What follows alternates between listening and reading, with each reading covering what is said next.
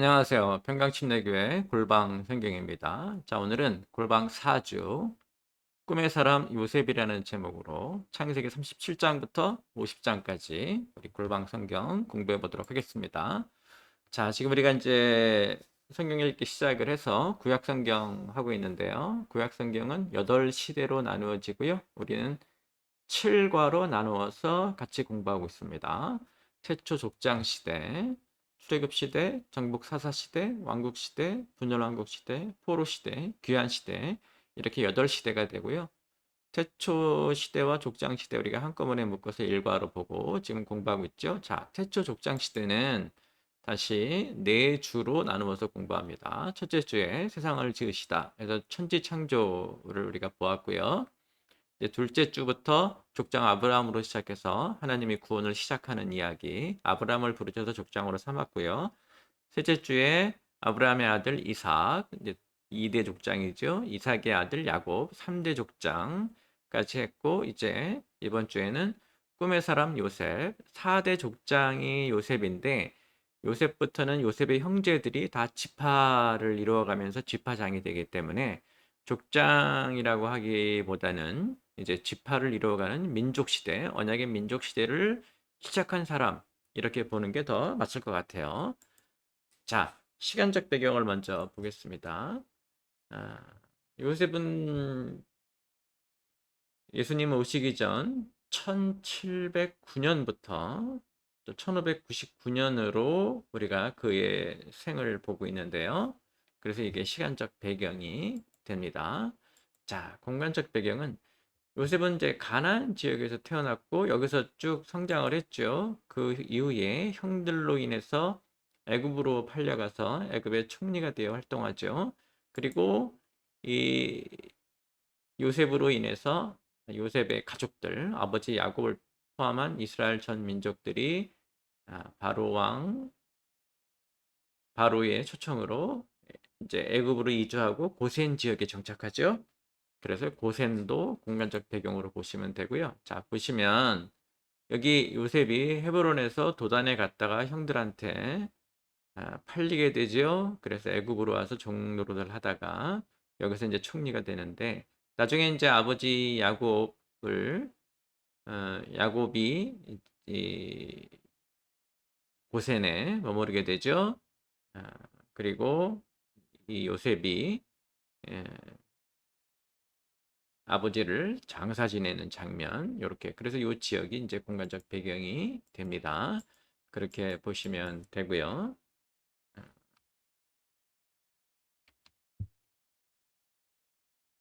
자, 사회적 배경은 야곱의 가족들은 아직도 가족 중심의 시족 사회를 이루고 있었죠. 반면에 애굽은 이제 우리가 요셉의 총리가 되는 것에서 볼 수 있듯이 이미 국가 체계를 이루어서 서열과 계급을 갖춘 그리고 아주 발달된 농경 문화를 이루고 있었죠.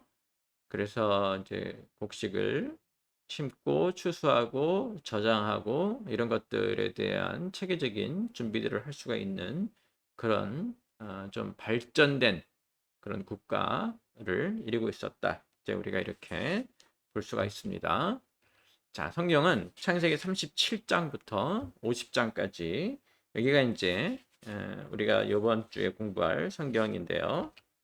창세기의 마무리되는 부분이죠. 창세기 앞에 하나님이 천지를 창조하시고 그 위에 인간이 창세기 3장부터 죄를 지으면서 이제 일어났던 모든 어지러운 일들 하나님이 공허하고 뒤죽박죽 섞여 있는 혼란한 그런 세상을 하나님이 질서 있고 충만한 세상으로 바꾸셨는데 그걸 다 망가뜨려 놓은 것이 창세기 이제 중간 부분에 나타났는데 여기서 이제 요셉이 나타나면서 요셉이 창세기를 마무리시켜 줘요. 그래서 어느 정도 질서도 잡고 하나님에게 대들었던 모습들 그로 인해서 받게 된 벌 그걸 마무리 짓고 하나님께 순종 하나님과 동행하면서 요셉이 이룬 성과 행복 축복들로 창세기가 마무리되는 것을 우리가 볼 수 있고요. 특별히 이제 요셉에게서 우리가 알아야 될 것은 요셉이 그, 그 위에 윗대들이 전부 이제 족장 시대를 이루어갔는데 요셉을 통하여서 지파장이 되고 민족으로 이루어가는 것을 우리가 보죠. 그래서 가족에서 민족으로 바뀌어가는 그 징검다리 역할을 하신 분이고, 요셉으로 인해서 이제 실제적으로는 12지파가 만들어졌다. 이제 우리가 이렇게 볼 수가 있죠. 그래서 요셉이 대단히 중요한 사람인 것을 우리가 알 수 있고요. 성경 이야기는 이번 주에는 이렇게 진행됩니다. 요셉의 어린 시절 꿈을 꾸죠. 그 꿈에 관한 얘기, 그리고 그것 때문에 이제 요셉이 시련을 겪게 되는데, 그 애굽에서 종노릇하고 감옥에 갇히고 그런 시련을 이기고 총리가 되고요. 총리가 돼서 전 세계 백성들을 구원하는 그런 장대한 계획들을 실천하는 사람이 되고, 이후에 이제 형들이 곡식을 구하러 왔다가 요셉을 만나게 되는데, 자기를 죽이려고 했고 자기를 팔아넘긴 형들을 용서함으로써 이제 이스라엘 12지파라고 하는 히브리 민족이라고 하는 그런 민족 공동체 뼈대를 만들어간 분이 되고요. 그 다음에 이제 이 요셉으로 인해서 야곱을 비롯한 이스라엘 백성들이 애굽으로 이주하게 되죠. 여기서 이제 큰 민족으로 성장하는 그런 틀을 갖추게 되는 시기가 요 시기다, 이렇게 보시면 됩니다. 자, 성경 이야기 본격적으로 시작을 할게요. 창세기 37장부터 요셉의 이야기가 시작이 되는데, 아버지 야곱은 요셉을 끔찍이 사랑했죠. 그 야곱이 형 에서를 만날 때 가족 배치한 것을 보면 요셉을 제일 뒤에 두어서 보호하고 아끼려고 했죠. 그런 야곱의 사랑은 여러 가지로 나타났는데, 특별히 요셉에게만 색동옷을 입혀서 특별한 대접을 했죠. 이런 편애, 특별한 사랑, 그것은 그 사랑을 받지 못한 사람들, 형들이죠. 형들의 미움을 받게 되죠. 형들의 입장에서는 아버지가, 큰아버지 에서를 만날 때 자기들을 맨 앞에 세운 것들도 그렇고, 그 이후에도 요셉을 특별히 사랑해서 색동옷을 입힌 것도 그렇고, 그렇게 질투를 불러일으키게 미움을 살 수밖에 없는 그런 구조였죠. 더군다나 요셉이 이제 어릴 때 꿈을 꾸게 되는데, 형들이 자기를 섬기게 될 것이라는, 형들의 볕단이라든가 해와 달과 별이 자기에게 절을 하는 그런 꿈을 꾸고, 꿈을 꾼 것에서 그치지 않고 지속적으로 이야기를 하죠. 이렇게 꿈을 꿨다 해서 아버지에게도 주의를 듣기도 하고, 형들의 미움은 더 커질 수밖에 없죠. 여기서 이제 우리가 알아야 될 게, 지금 우리가 크게 아브라함, 이삭, 야곱, 요셉이라고 하는 네 명의 족장을 쭉 거쳐오고 있는데요. 이 요셉의 영성은 특별하게 꿈으로 연결이 됩니다. 하나님을 직접 만나는 직접적인 계시는 없어요. 그러니까 아브라함이나 이삭이나 야곱이 하나님을 직접 만나게 되거나 특별한 일, 특별한 이벤트가 생겼는데, 요셉은 그런 것이 없이 꿈 하나로 하나님의 뜻을 이해하고 하나님의 뜻을 실천하는 그런 영성을 보여주고요. 물론 창세기 곳곳에 요셉이 하나님과 늘 동행했다라는 표현이 나오죠. 그래서 지금 우리가 흔히 말하는 아주 화려하고 눈에 띄는 기적과 같은 이적적인 하나님을 만나는 그런 일이 없고, 단지 꿈을 통해서 하나님이 하나님의 뜻을 보여주시면 요셉이 그것을 적극적으로 해석한 상태에서 어떻게 실천할 것인가, 어떻게 준비할 것인가를 적극적으로 계획하고 그것을 이뤄내는 사람으로 우리가 볼 수 있습니다. 그래서 실제로 창세기에서 가장 많은 부분을 차지하는 게 요셉의 이야기인데, 요셉은 직접적인 하나님과의 만남이 없이도 하나님의 뜻을 이루어내는 훌륭한 사람이다, 이렇게 우리가 보통 얘기를 하죠. 자, 요셉이 지금 색동옷을 입고 또 그러한 꿈을 꾸니까 형들이 어떻겠어요? 분노했죠.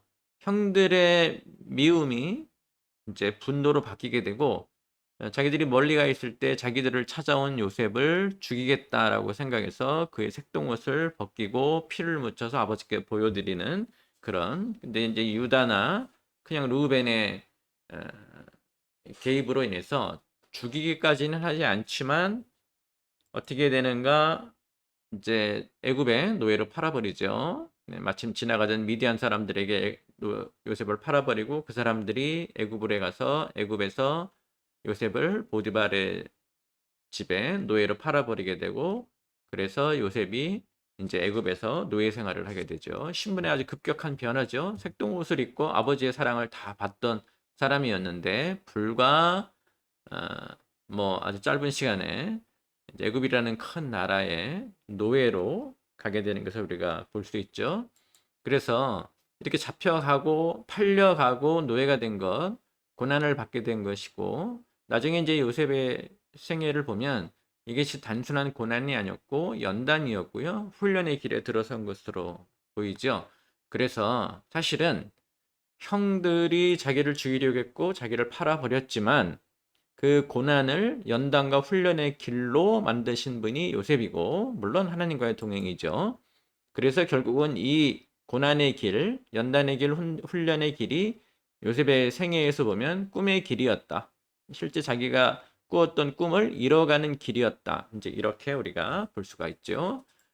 자, 이제 요셉이 시련을 겪게 되는데요. 창세기 38장부터 41장까지 보디발의 가정에서 노예로 있다가 요셉이 여러 가지 그 능력이 탁월하고 하나님이 함께 하셔서 하는 일마다 잘 되기 때문에 보디발이 요셉을 가정 총무로 삼죠. 그래서 우리가 이 멀리서 온 그 다른 나라의 작은 노예, 그 노예가 이런 큰 나라의 군대 장관 보디발의 가정 총무가 됐다는 것은 요셉이 가지고 있는 능력도 보여주고 요셉에게 함께 하시는 하나님의 축복도 보여준다. 이제 우리가 이렇게 볼 수 있습니다.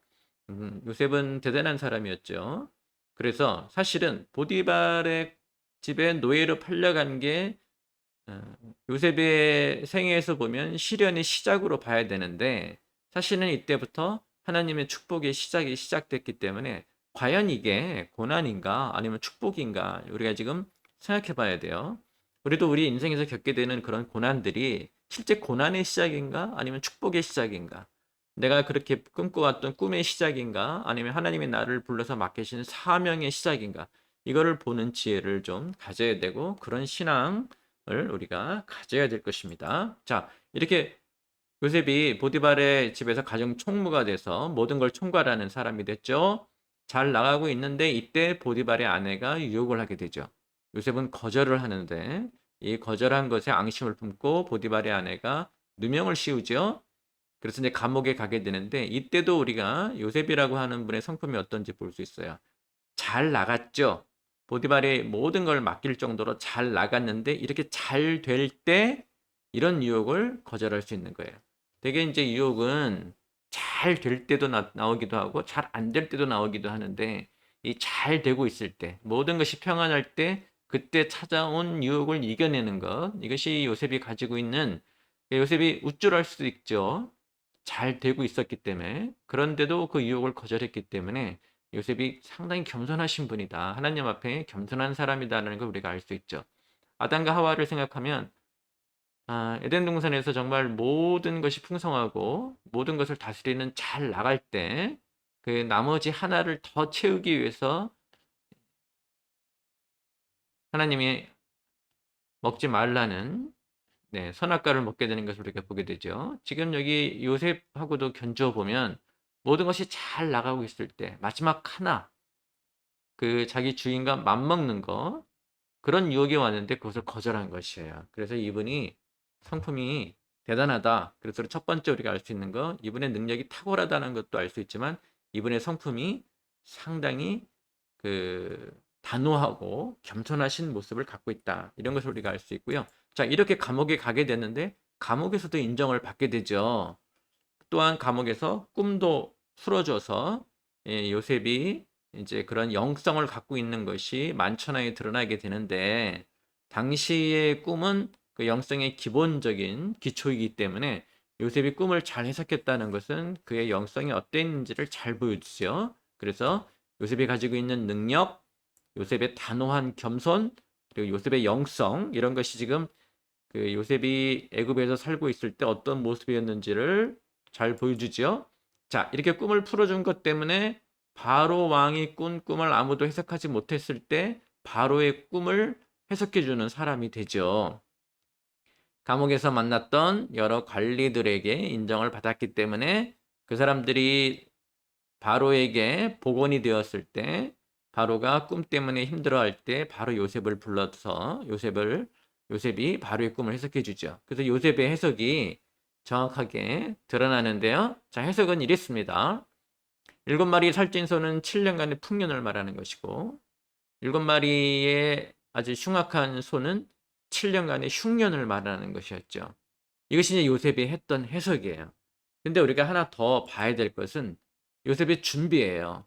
하나님이 보여주신 것은 7마리의 살찐 소, 그다음에 7마리의 아주 흉악한 소였는데 그것을 보고 요셉이 이거는 7년의 풍년, 7년의 흉년을 나타낸다. 거기까지는 영성이라고 볼 수 있는데 그 다음에 요셉이 한 게 무엇이냐면 그러니까 7년의 풍년 동안 곡식을 준비했다가 그 후에 오는 7년의 흉년 동안 곡식을 나눠서 세상 사람들을 살리자라고 했어요. 요셉이 그렇게 준비하게 제안을 했거든요. 그래서 이분이 세계 경영을 할 수 있는 그런 분인 것을 우리가 알 수 있죠. 우리는 단순히 영성이라는 것이 하나님이 우리에게 뭘 보여주었는가에 치중하는데 하나님이 뭘 보여주셨는지 요셉이 해석을 해냈어요. 근데 여기서 멈추지 않고 그렇기 때문에 우리가 어떻게 해야 된다 지금 삶에서라고 준비를 하게 했고 바로가 그것을 깨닫고 요셉을 총리로 세워서 그 일을 맡기죠. 그래서 꿈은 바로가 꾸었는데 그것에 대해 어떻게 해야 되는지 그것이 무엇인지 알아내고 어떻게 우리가 해야지 하나님의 뜻에 맞는 것인지 그것까지 이끌어내신 분이 요셉이기 때문에 우리가 요셉을 세계 경영을 하시는 분, 전 세계의 사람을 살린 거죠. 당시의 전 세계 사람들, 지역에 모두 흉년이 들었을 때 자기가 준비한 곡식을 풀어서 사람들을 살리는 사람, 그래서 사람을 사랑하는 사람, 이런 것을 우리가 볼 수 있습니다. 그래서 요셉이 애굽에서 겪게 된 일을 보면 기독교인이 어떻게 살아야 되는지 보여요. 하나님의 축복으로 능력을 겸비해야 됩니다. 그리고 잘 나갈 때도 이런 그 유혹을 거절해내는 하나님 앞에 겸손, 늘 겸손, 하나님과 맞먹지 않으려고 하는 겸손을 보여주고 동시에 꿈을 풀어주면서 영성이 있다는 것을 우리에게 보여줬는데 이 영성이 어떤 영성인가? 단순히 꿈의 해석뿐만 아니라 그 해석을 그리 했으니 이제 우리가 현실적인 삶에서 지금 우리가 살아가는 이 땅에서 무엇을 준비해야 되는 것인가? 하나님이 왜 이 꿈을 바로에게 보여주셨겠어요? 무엇인지 알아들으라 여기서 그치는 게 아니라 그러니 이렇게 하라까지 가는 거죠. 요셉이 그것까지 했기 때문에 총리로 부름을 받았고 애굽이라는 큰 나라, 당시 가장 강한 나라였죠. 강대국의 총리가 되는 사람이 됐다. 이제 이렇게 우리가 볼 수 있죠. 그래서 시련을 이기는 요셉의 모습을 통해서 기독교인은 어떻게 살아야 되는가? 이것을 우리가 배울 필요가 있고요. 자, 이어서 이제 요셉이 형들을 용서하는 장면인데요. 창세기 42장부터 45장. 정말 주옥 같은 말씀들입니다. 자, 요셉이 꿈을 해석한 대로 전 세계에 이제 가뭄이 들죠. 그래서 이제 기근 때문에 모든 사람이 굶게 되는데 이때 요셉이 7년의 풍년 동안 저장해 두었던 곡식을 나눠 주어서 정말 많은 사람들을 살리고 애굽을 더 큰 강대국으로 만드는 역할을 했죠. 자, 당시 이스라엘 백성들도 굶고 있었기 때문에 야곱이 형들에게 재촉해서 너희들 뭐 하고 있냐? 거기 곡식이 있다니까 가서 곡식을 구해와라 해서 이 형들이 애굽에 오게 되는데 이 형들을 만난 요셉이 자신이 요셉이라는 걸 밝히지 않고 형들이 어떤 사람인지 시험을 하게 되죠. 그래서 두 번에 걸쳐 이 형들이 이스라엘을 왔다 갔다 하는데 이제 베냐민을 잡아놓고 형들이 어떻게 나타나는지 이 베냐민을 잡아놓으니까 유다가 간청을 하죠. 아버지가 그 전에 잃은 아들 때문에 요셉을 낳으라는 거죠. 너무 괴로워하고 힘들었는데 만약에 이 아들마저 이러면 아버지에게 큰일이 난다. 그러니 제발 놓아달라 해서 그 유다의 간청 속에 형들이 아버지를 생각하고 동생 베냐민을 생각하는 것에 감동을 받아서 자신이 요셉이라고 고백을 하게 되고 자신이 애굽의 총리인데 사실 알고 봤더니 요셉이기 때문에 형들이 굉장히 놀랬고 이제 보복을 두려워하겠죠. 그게 사람이 인지상정이죠. 당연히 보복을 두려워하겠죠. 근데 이때 요셉이 걱정하지 말라. 당신들이 나를 판 것이 아니라 하나님이 당신들을 통해서 나를 이곳에 보내신 것이다 해서 보통 사람과는 다른 해석의 모습을 보여주는데요. 여기서 우리가 무엇을 볼 수 있냐면 기독교인이 가져야 될 또 다른 자세인데요. 비전의 사람, 하나님이 부른 사람, 하나님의 일을 하는 사람은 삶을 어떻게 바라보는가 그것을 우리가 배울 수가 있습니다. 요셉이 만약에 내가 형들이 나를 팔았기 때문에 내가 형들에게 복수를 하겠다라고 형들을 다 죽이거나 복수를 했더라면 12지파는 만들어지지 않았겠죠. 그리고 요셉이 꾸었던 꿈, 사람을 살려야 된다는 그런 꿈들에 다 위배되는 것인데 요셉이 당신들이 나를 판 것이 아니라 하나님이 나를 보내셨다라고 해서 이 비전을 가진 사람이 자신의 인생에 나타난 고난을 어떻게 바라보는지, 어떻게 이겨내는지 그것을 우리가 볼 수 있죠. 대단히 훌륭한 그 성품이고요. 지금의 기독교인들도 반드시 가져야 됩니다.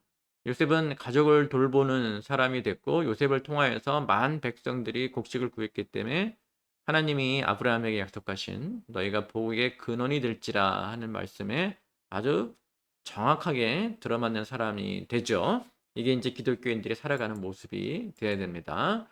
자, 이 후에 이제 전부가 알게 됐죠. 요셉이 누구고 또 아버지가 살아계신지 요셉이 바로 물었기 때문에 그래서 바로가 이 얘기를 알게 되고 요셉의 아버지인 야곱을 애굽으로 초청하죠.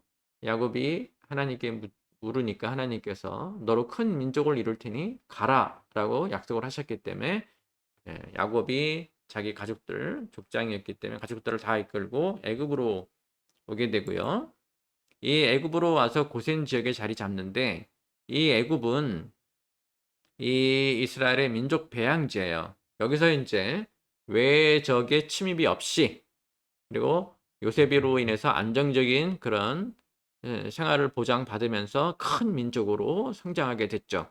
더군다나 당시 농경 문화도 그렇고 국가 체계가 잘 발달한 애굽에서 그 민족을 바라보면서 민족이 형성됐기 때문에 큰 민족으로 성장했을 뿐만 아니라 다른 민족과 살고 있었기 때문에 자신들의 문제보다는 다른 민족과 우리가 어떻게 다른지 이런 것들을 보게 돼서 결국은 이 고센 지역에서 히브리 땅의 사람들이라는 이름이지만은 자신들 고유의 민족성을 깨달은 것이죠. 다른 민족과 살고 있었기 때문에.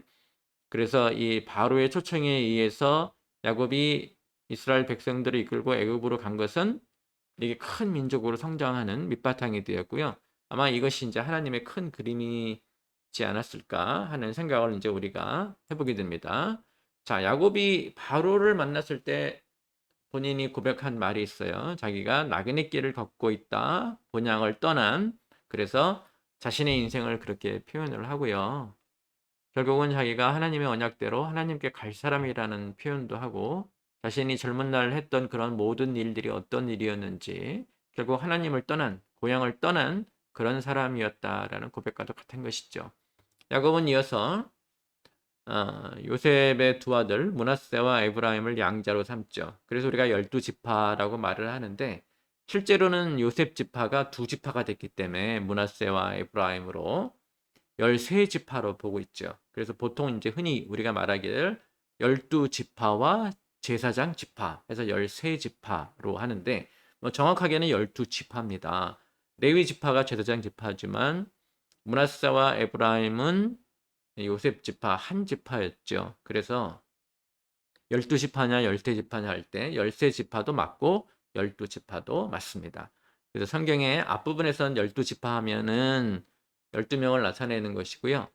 후반부에 12지파 하면 그 12지파와 레위 지파까지 13지파 이렇게 말한다고 좀 보시면 될 것입니다. 자, 이렇게 이제 야곱이 자리 잡고 살면서 이제 죽게 되는데 야곱이 죽으니까 형들이 다시 걱정을 했죠. 요셉이 이제 아버지가 안 계시니 우리들에게 보복하지 않을까 걱정을 했는데 그것을 한 요셉이 형들을 불러서 내가 하나님을 대신하겠는가라고 말을 하게 되는데요. 내가 하나님이냐? 내가 하나님의 자리에 나를 놓을 수 있겠느냐? 그러니까 그렇게 그 보복하고 이런 것을 나는 하지 않겠다라는 것이에요. 근데 우리가 이 말을 듣고 있으면 사실은 이 말은 아담이나 하와에게 해야 됐던 말이죠. 이것을 먹는 날에는 네가 하나님같이 되리라 하는 유혹을 받았을 때 사실은 아담의 대답이 지금 요셉이 하는 것처럼 내가 하나님을 대신하리요? 라고 했었어야 되는 거예요. 그래서 창세기 마지막 부분에 요셉이 형들에게 내가 하나님을 대신하리요 하는 이 부분은 형들에게 한 말이기도 하지만 창세기 전체에게 한 말이기도 하고요.